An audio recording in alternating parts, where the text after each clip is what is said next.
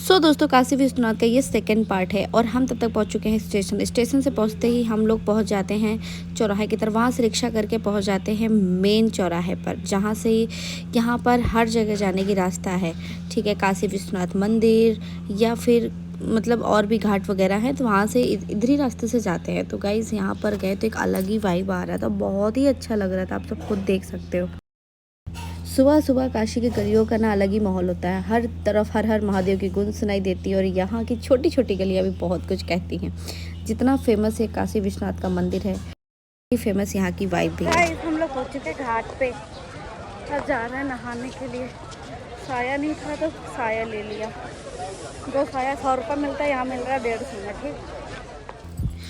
Guys, यहाँ पर आप सब इधर उधर भीड़ देख रहे हो। जितनी यहाँ पर भीड़ होती है ना, उतनी ही ज़्यादा मन एक अलग ही शांति महसूस करता है। फिर तब तक मैं चली गई गंगा स्नान करने के लिए। तो सबसे पहले गंगा स्नान किया। गंगा स्नान करने के बाद रेडी होने के बाद फिर मैंने लगवाया टीका लगवाने के बाद पहुँच गए हैं हनुमान मंदिर। ये हनुमान मंदिर का रास्ता है और जो कि बहुत ही अच्छा मंदिर है। और वहाँ पर आप सबको पहले बता दूँ कि मोबाइल ले जाना अलाउड नहीं है। तो हम लोग फ्लावर वगैरह लेके मंदिर के द्वार पहुँच जाते हैं। फिर उसके बाद हनुमान मंदिर के दर्शन करने के बाद हम लोग पहुँच जाते हैं त्रिदेव मंदिर। और आप सब देख सकते हो त्रिदेव मंदिर एक अलग ही वाइब आ रही थी। यहाँ पर तीनों देवों की मूर्ति और खाटू श्याम बाबा, जय श्री श्याम, सभी लोग थे और बहुत ही अच्छा लगा। उसके बाद हम लोग पहुँच जाते हैं रामचरितमानस मंदिर, जहाँ पर रामचरितमानस मंदिर में ना दीवारों पर पूरी रामचरितमानस की चौपाइयाँ लिखी हुई है। यहाँ का वातावरण ना बहुत ही शांत और बहुत ही भक्ति से भरा हुआ था। दोस्तों, काशी विश्वनाथ मंदिर भगवान शिव के ना 12 ज्योतिर्लिंगों में से एक है और यह हर एक दिन हजारों श्रद्धालु दर्शन करने के लिए आते हैं, हर मंदिर। दोस्तों, ये है रामचरितमानस का मंदिर, जहाँ पर हर दीवारों पे चौपाइयाँ लिखी हुई है। तो सबसे पहले हम दर्शन करते हैं। दर्शन करने के बाद फिर यहाँ की चौपाइयाँ आप सब देख सकते हो कि पत्थरों पे पूरी चौपाइयाँ लिखी हुई है। और मुझे इतना अच्छा लग रहा था कि आप सबको क्या ही बताओ, एक अलग ही शांति, एक अलग ही सुकून मिल रहा था। काशी की गलियों में भक्ति, शांति और शिव की शक्ति हर जगह महसूस होती है। रामचरितमानस मंदिर की पवित्र चौपाई से लेकर बाबा विश्वनाथ के दिव्य दरबार तक हर पल मन को अलग ही सुकून देता है। दोस्तों, तुलसीदास जी के दर्शन करने के बाद हम लोग देखते हैं बहुत ही पुरानी झांकियाँ और उसके बाद बहुत ही अच्छी ऐसी झांकियाँ जहाँ पर बाल लीला कान्हा जी की होती है। उसी के साथ साथ में और भी अच्छी झांकियाँ देख सकते हैं आप, सुपनखा का, ताड़का का तांडव और उसी के साथ में केवट का। मतलब इतने अच्छे जटायु देखो, मतलब देख के ना एक अलग ही वाइब आ रहा था। बहुत ही अच्छा लग रहा था कृष्ण जी का बाल लीला देख के। दोस्तों, ऐसे ही देखते देखते यहाँ पर देखो कुंभकर्ण बिल्कुल निद्रा में है, उसको जगाया जा रहा है। तो इतनी अच्छी झांकियाँ दिखाया। और फिर उसके बाद देखो यहाँ पर वध हो रहा है रावण का भी। देखना तीर कैसे गला काटता है, ये देखा रावण का वध होते हुए। तो गाइज़, ऐसे ही अच्छे सीनरी के साथ में यहाँ पर कृष्ण जन्माष्टमी देख सकते हैं कैसे झांकियों के द्वारा कितनी अच्छी लीलाएं दिखाई गई है। बहुत ही सुंदर लग रहा था सच में। जब सीता जी आग में वो हो रही थी, देखो सीता अग्नि परीक्षा दे रही थी, तब आप सब देख सकते हो कि पूरा बहुत ही अच्छे से प्रेजेंट किया गया था और बहुत ही सुंदर लग रहा था। यहाँ पर कान्हा जी देखो अपनी लीला कर रहे राधा जी के साथ में। तो इतनी प्यारी लीलाएं और इतना प्यारा सब कुछ भी देख रहे थे। मीरा बाई देखो गाना गा रही, बहुत सुंदर लग रहा था सीरियसली।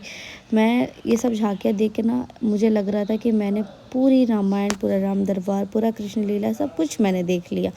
तो एक अलग ही सुकून मिला। फिर उसके बाद मैंने ना, आप समझ रहे हो ना, भोले बाबा की दीवानी, जय श्री महाकाल की नगरी में हो और फोटो न लो, ऐसा हो सकता है।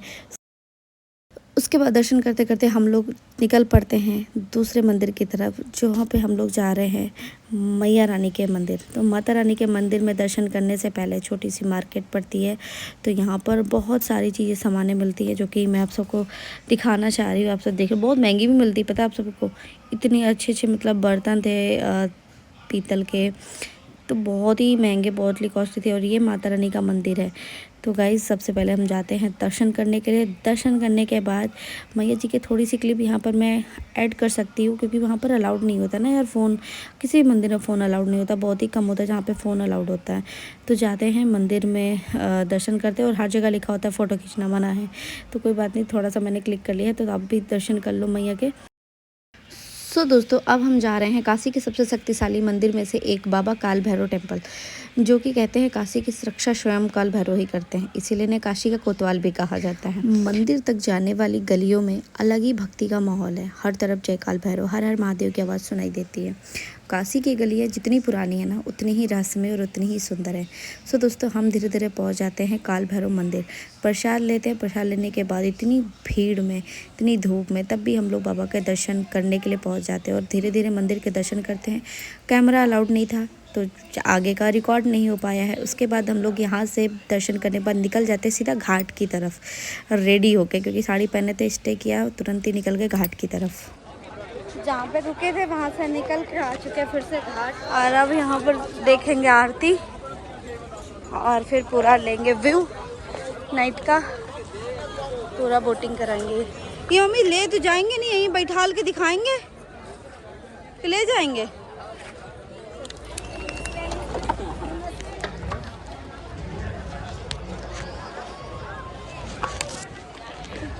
ऐसा लग रहा है वो चल रहा है, इतना डर लग रहा था। सो गाइस बोटिंग पर आ चुके हैं और अभी दिखाती हूँ पूरा फुल व्यू यहाँ का।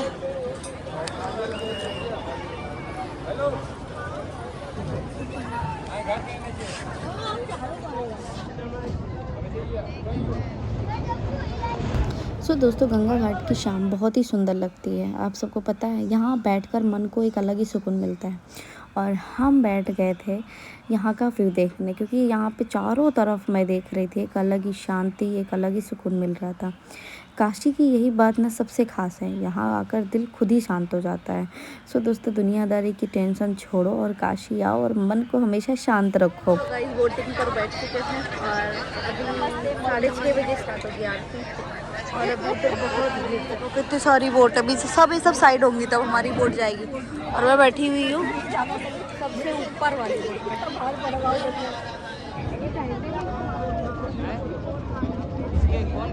और मेरे फ़ोन का जूमिंग खराब हो गया।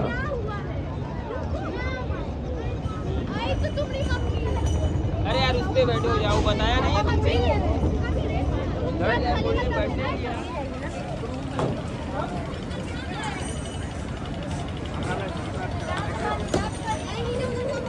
चलो चले नीचे।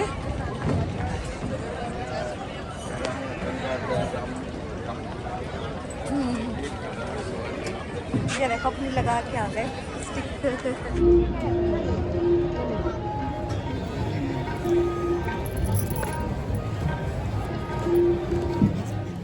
काशी के सबसे खूबसूरत अनुभव में से एक माँ गंगा की भव्य आरती देखना। कहते हैं कि काशी की शाम और गंगा आरती का नज़ारा ज़िंदगी भर याद रहता है।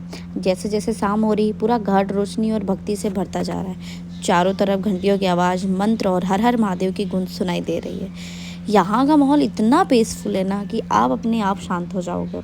सो दोस्तों गंगा आरती शुरू होने से पहले यहाँ पर जो भैया हैं, ये हर एक महल, हर एक घाट के बारे में बता रहे थे, तो आप सब प्लीज़ एक बार ध्यान से ज़रूर सुनिएगा। हरिश्चंद्र को खरीदा था कलुआ डोम, इन्हीं के राजा हरिश्चंद्र चंडाल का काम करते थे।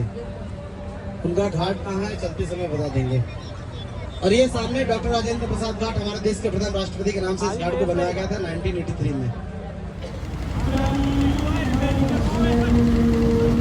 और ये बाजू में देखिए घोड़ा घाट है। पहले राजा महाराजा लोग का घोड़े हाथी बनाता था। ऊपर छत पे देखिए घोड़े का रथ बना हुआ है।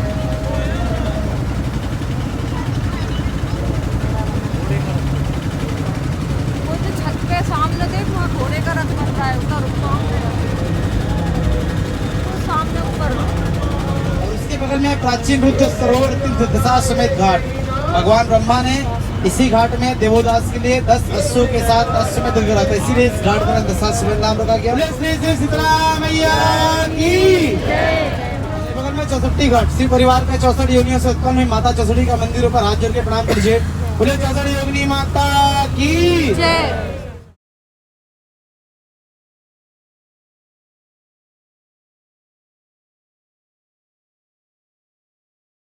पहले के साधु सिर्फ पूजा पाठ ही नहीं करते थे, जंग भी लड़ते थे।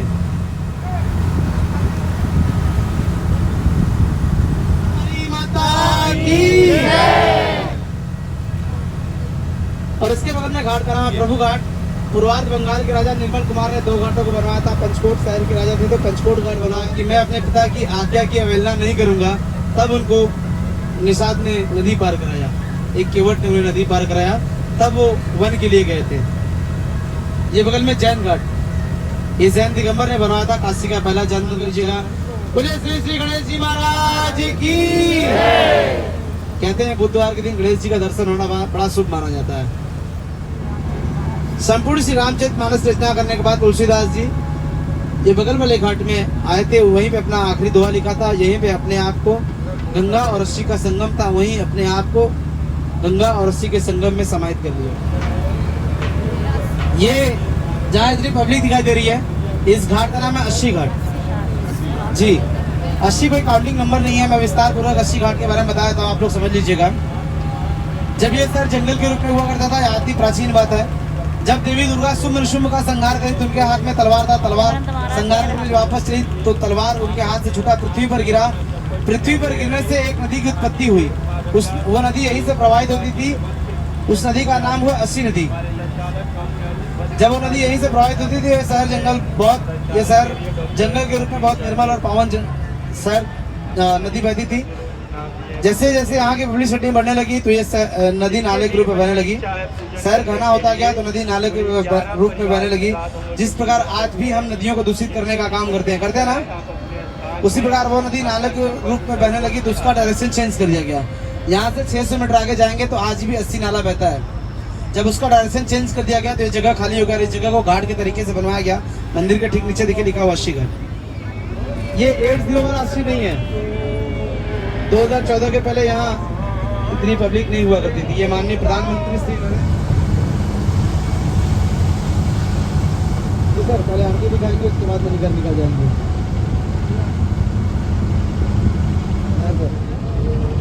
ठीक है, हमारी आरती के लिए किनारे लेके चल रहे हैं हम। आप लोग जो अपने बताएं।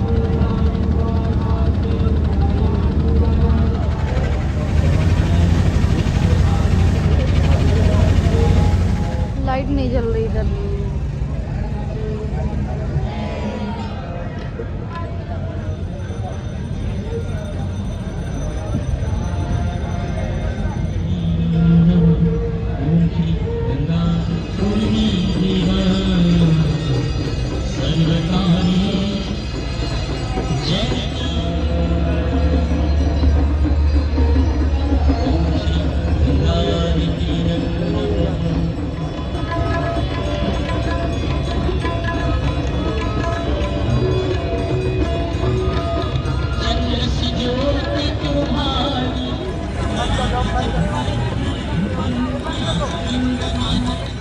काशी की शाम देखने के बाद दिल यहीं रुक जाना चाहता है। ऐसा लग रहा है कि बस यहीं ऐसा रुक जाऊं। और ये सिर्फ नज़ारा नहीं बल्कि एक एहसास है। सो दोस्तों, आप सबको कैसा लगा प्लीज़ आप सब कमेंट में ज़रूर करिएगा और प्यार से ना हर हर महादेव ज़रूर लिखिएगा। और दोस्तों, उसी के साथ साथ में अगर मेरा वीडियो अच्छा लगे तो लाइक शेयर सब्सक्राइब जरूर करिएगा। कमेंट में हर हर महादेव फिर से एक बार बोलो, लिखिएगा ज़रूर। यहाँ सिर्फ आरती नहीं भक्ति भी महसूस होती है, आप सब खुद ही देख रहे हो। पेड़ के ठीक पीछे पशुपतिनाथ का मंदिर है। सेम मंदिर काठमांडू नेपाल में देखने को मिलेगा। यहीं से हाथ जोड़ के प्रणाम कर लीजिए। बोलिए पशुपतिनाथ भगवान की जय। भ्रमण करने के उपरांत संध्या उपरांत में विश्राम किया। प्रातः काल माता पार्वती बोली प्रभु में स्नान करना है। तब यहाँ कोई नदी या सरोवर नहीं था। तब शंकर भगवान ने अपने त्रिशूल से एक सरोवर का निर्माण किया और उसमें स्नान किए तो उनके साथ एक घटना घटी। शंकर भगवान के मस्तक का मणि और माता पार्वती कान की कड़ी का स्नान करने के दौरान गिर गया। बहुत ढूंढने से नहीं मिला। तब शंकर भगवान माता पार्वती दोनों लोग क्रोधित हो गए। शंकर भगवान क्रोधित होकर तांडव करने लगे। तांडव करते करते अपने तीसरी नेत्र से अग्नि प्रज्वलित कर दिए, श्राप दे दिए। बोले जैसे हम मणि और कड़ी के लिए जल रहे उसी प्रकार यह घाट यह जगह 24 घंटा चलना चाहिए। भविष्य में कभी 1 मिनट मात्र यहाँ की ठंडी होगी तो ना कि काशी या भारतवर्ष के अंदर तो पूरे विश्व में प्रलय हो जाएगा। तब इस बात का भगवान विष्णु को पता चला। उन्होंने कछुए का रूप धारण किया, मस्तक का मणि कान की कड़ी का ढूंढ के दे दिया और कहा प्रभु आप अपना श्राप वापस ले लीजिए। हमें आप लोग एक बात बताइएगा, कभी भी किसी भी मनुष्य के मुख से निकली वाणी वापस होती है क्या? नहीं। तब शंकर भगवान ने बताया मेरे द्वारा दिया हुआ श्राप नहीं बदल सकता। तब विष्णु भगवान ने उन्हें ज्ञात कराया, प्रभु ये आपके द्वारा सृजित शहर जलता रहेगा, श्रापित रहेगा, तो यहाँ कौन आएगा। तब विष्णु भगवान के कहने पर शंकर भगवान ने उन्हें उपाय बताया और उन्होंने कहा, मेरे द्वारा दिया हुआ श्राप तो नहीं बदल सकता, लेकिन ये मृत्यु लोक में इस काशी नगरी में वरदान का काम करेगा। विष्णु भगवान ने पूछा वो कैसे। तब शंकर भगवान ने उन्हें बताया कि मेरे द्वारा प्रज्वलित की हुई अग्नि से जिस किसी मनुष्य की चिता जलाया जाएगी, दृष्टि क्रियाक्रम होगा, उससे मोक्ष की प्राप्ति होगी। तब से आप अदा संस्कार का काम होने लगा और तब से इस काशी नगरी को मोक्ष नगरी के नाम से जाना जाता है। ये वाला जिसपे कोई लाइट नहीं जल रहा है। तो दोस्तों ये था हमारा वाराणसी और बाबा काशी विश्वनाथ टेम्पल का ब्यूटीफुल एक्सपीरियंस। अगर आपको व्लॉग पसंद आए तो लाइक शेयर सब्सक्राइब जरूर करिएगा, कमेंट में प्यारा सा हर हर महादेव लिखिएगा। और मैं चलती हूँ अपनी नगरी उन्नाव की तरफ।